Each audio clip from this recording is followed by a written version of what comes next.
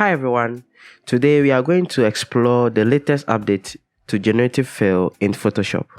I am Cops and this is coming up.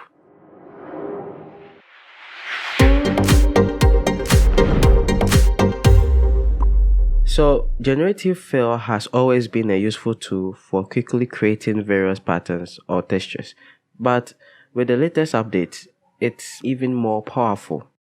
So, one big improvement is the new ability to create custom Generative Fill presets. Just simply select the pattern or texture you want, adjust the settings, and save it as a preset for future use. Another great new feature is the option to use Generative Fill with vector shapes. This makes it incredibly easy to create unique designs that are fully customized.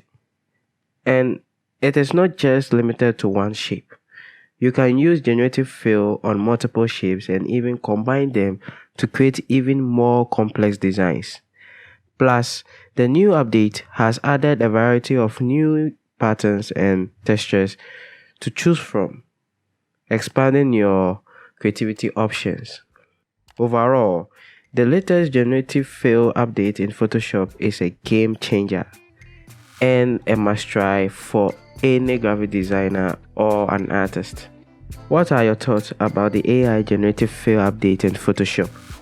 Please leave your thoughts under the comment section below. If you want to learn more, see how to make creative text effects in Photoshop, click and watch the full tutorial. Thanks for watching and don't forget to subscribe to our channel for more updates and tutorials. See ya!